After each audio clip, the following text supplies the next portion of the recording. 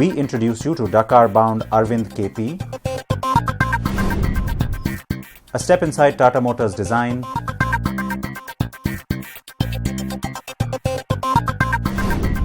and our review of the Panigale 959 from Ducati.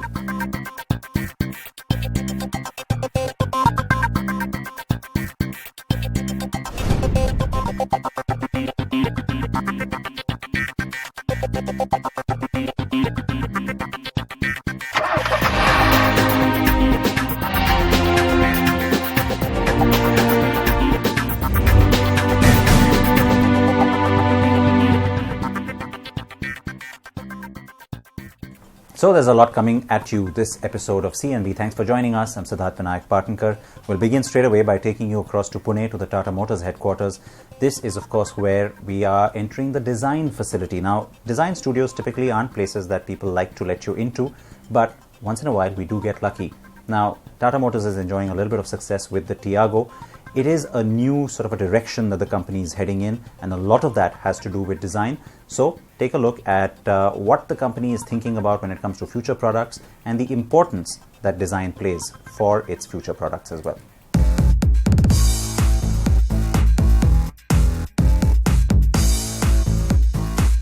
The design department at Tata Motors was created way back in 1965 as part of body engineering when it made just trucks and buses. In 1994, Tata decided to form an independent design studio just as it was venturing into passenger vehicles. And now the company has 3 design studios, one each in Italy, the UK, and the biggest one here in Pune, with 190 designers working across all 3. The big new focus at Tata now is its new impact design language for its cars, and the first product to truly exemplify this has been the Tiago. Now, typically there's plenty of secrecy around design, but Tata has invited us in today to its Pune facility, just like it had also had us visit the design studio in Coventry exactly 2 years ago. The latest design study that will come to us soon is the crossover treatment Tiago that was shown at the Expo 2. Black plastic cladding, roof rails and a rear spoiler make it look fairly sporty, right? The car does look like an accessorized version of the Tiago, and so it is. The company is considering this as a variant or even to simply offer just as a separate custom body kit for Tiago owners to give it a bit of a boost. Would you like to see this variant being offered? Share your thoughts with us on facebook.com/CNB show or on Twitter @Sid Partankar. Tata Design Chief Pratap Bose conducted us through his workspace, and we also got to play around with some clay. To go from sheet of paper to sheet metal is a long journey. It takes anywhere between 3 to 3.5 years. But within that journey, there are some very critical steps and processes.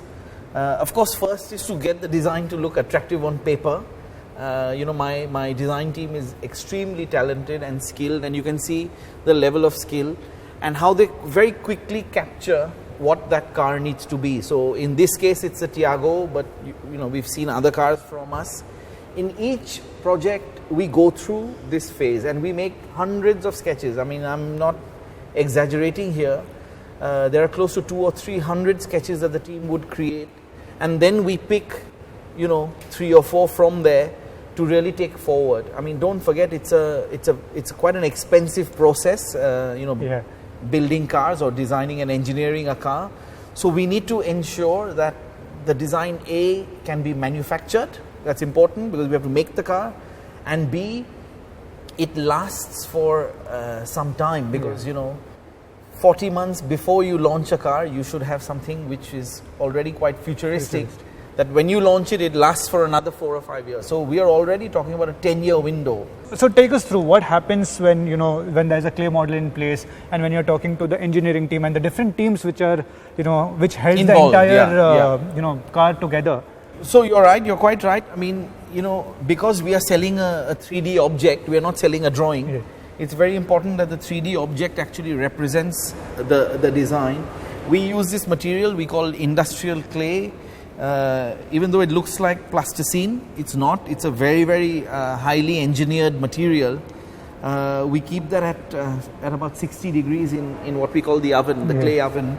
And at 60 degrees, it's extremely soft and pliable. And so we can then sort of apply it onto the car. Yeah? And once the clay actually cools to room temperature, it becomes quite hard. And it becomes workable. And then we have a series of tools. Series of tools we use to then sculpt the shape of the clay. So for example, if one of the design has a feature like that, we use this tape. This tape, you can see, bends in all directions. I'll just so on the bonnet, if you want a nice feature, we mark that on, and then using the tools, we can actually sculpt that shape. Of course, my colleagues who are the actual clay sculptors are a lot better than me in this process. But this is where the designers really can express their idea from 2D to 3D.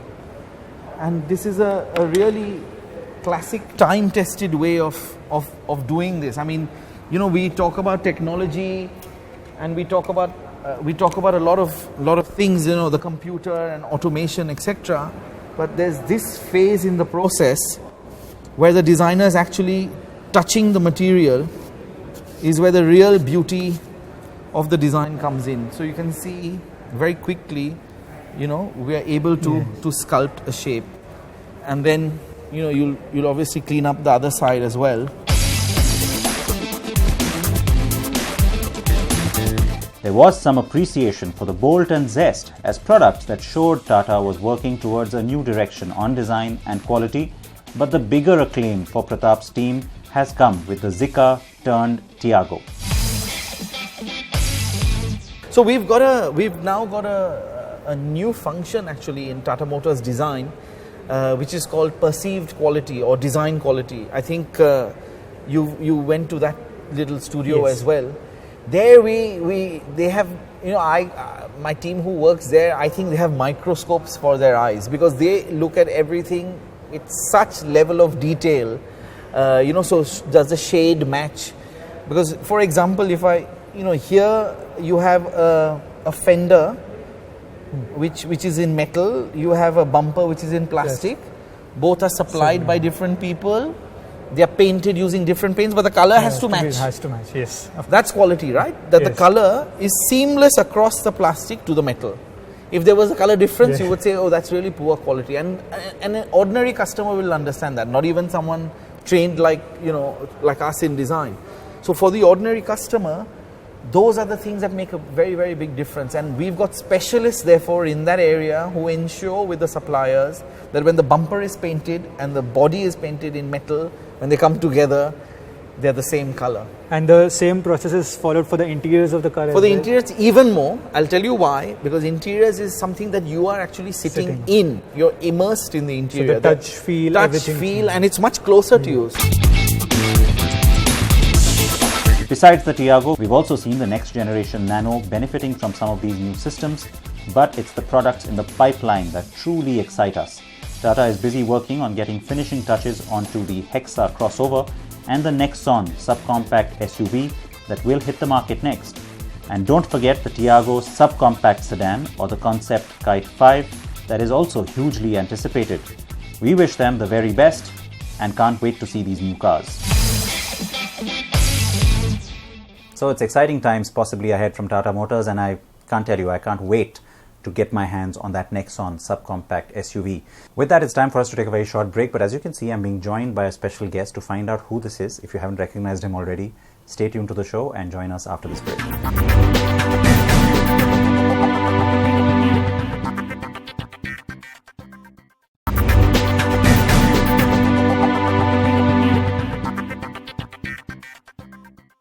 Welcome back to CNB. We are now joined by a very special guest, someone who I've been wanting to meet for a while and in fact get onto the show as well, ever since we had a very significant announcement happen just a few days ago that TVS has signed on Aravind KP to head across to the next Dakar Rally. Aravind, thank you. Thank you. for being here with us, and welcome to CNB. And first off, congratulations from all of us.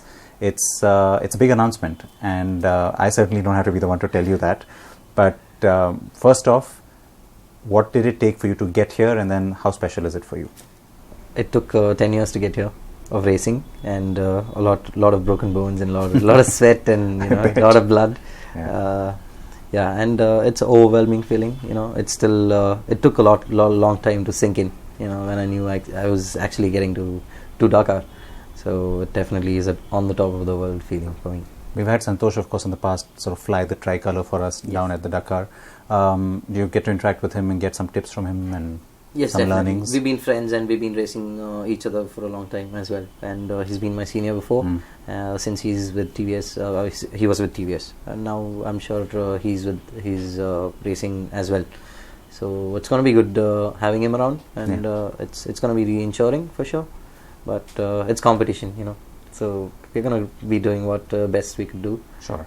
And no, that I can understand and relate to as well. Yes. The reason why I ask is also because I'm sure there's a part of you that would have liked to have gone to the original Dakar route as well, because after all, that is where the legend was born. Exactly. Having said that, this is no less grueling and no less challenging.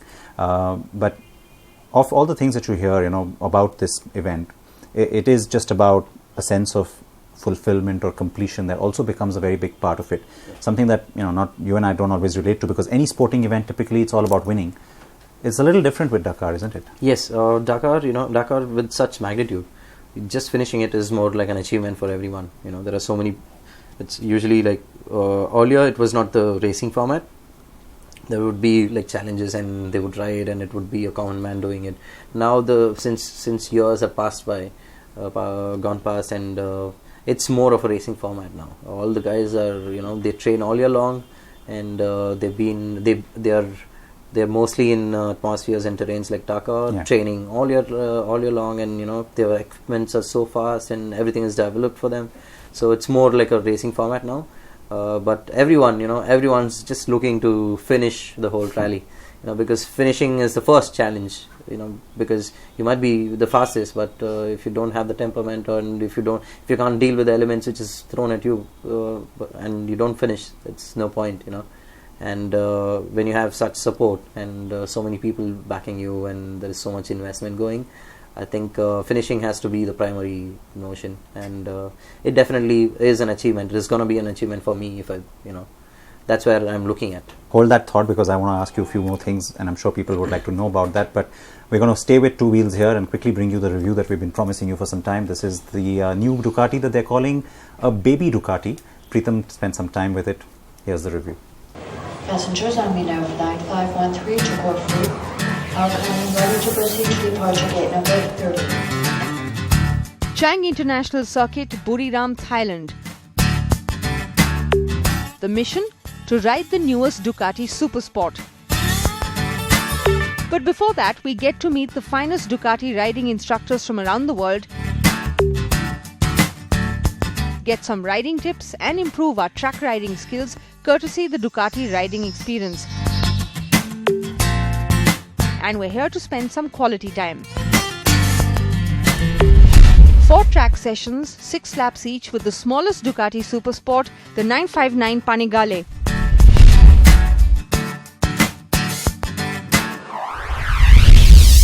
Now Ducati describes the 959 Panigale as the bike with the perfect balance.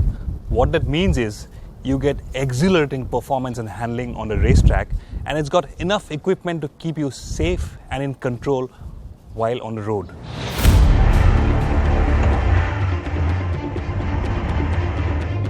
Ducati describes the 959 Panigale as a bike with the perfect balance. What that means is you get exhilarating performance on the racetrack, but enough equipment to keep you safe and in control on the road.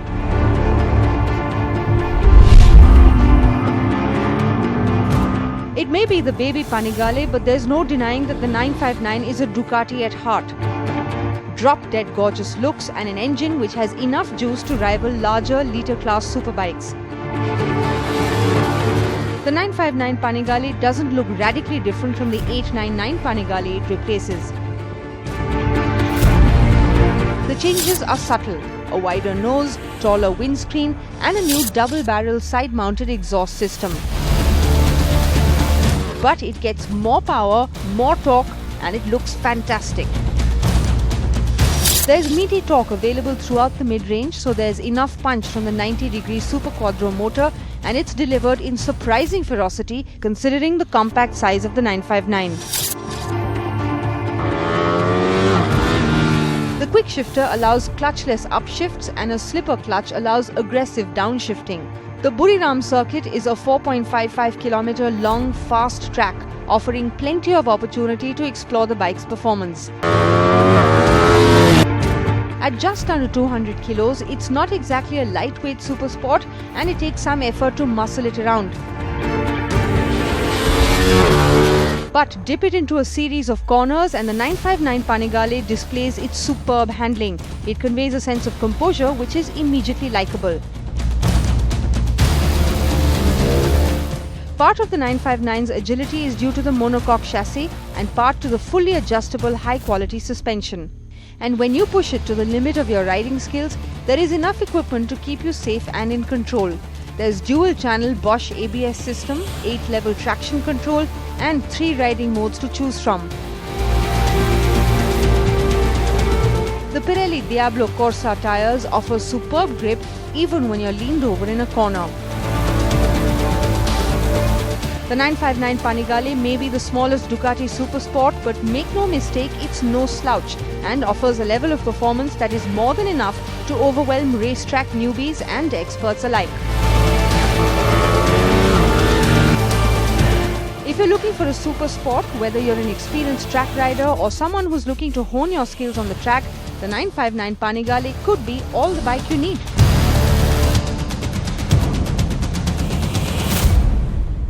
Alright, that's the latest on the block from Ducati. We're still talking here with Aravind. We're talking about the magnitude of the Dakar event. Tell us a little bit of the bike that's going to be with you. It's a 450cc. It's a Sherco TVS rally bike, and it's an off-road bike, which will have more tank capacity to go through stages, which is 900 kilometers and all that. It's going to have really good suspensions, which has like a lot of wheel travel. Like 17 inches in the front and 12 inches at the back, with a 21-inch wheel in the front and 18-inch wheel at the back. And then it's a total off-road bike. It's made in a way where it can go through anything, almost anything, which is being thrown at you at the Dakar or any rallies. Yeah. So that's the bike which I'm going to be riding. And how much training do you get to do with the bike before the event? Before the event, I'm going to be heading to train on the rally bike, probably in the month of July. And I'm going to be doing the Morocco rally, which is going to be like a stepping stone for me. Now, in case all of you are wondering why we are sitting up here and doing this as a part of the show, well, it wasn't just the fact that we had Aravind join us here on CNB. We also had a nice session live on Facebook just a short while earlier, which, by the way, we will bring you all of that on CNB Bazaar Buzz on Thursday at 8:30 p.m. on NDTV Prime. So definitely get a lot more about just how this intensive training is going to be attacked by Aravind and how he's approaching it, and a lot more that we discussed with him, questions that came from all of you, of course. So we'll take that up on Bazaar Buzz on Thursday night. Aravind, thank you. Thank you. And real pleasure to see you. All the very best. I mean, we can't say that enough. Thank you. We'll have our ear to the ground for any news that comes in, first from Morocco, then from Dakar. Yes, thank you. Thanks for joining us. Thanks for having me here. All right, and with that, we'll wrap up the show as well. Please remember to wear your seatbelts if you're in a car, front or back. Please wear your helmets. Front or back, or for two-wheeler. We'll see you next week. Bye.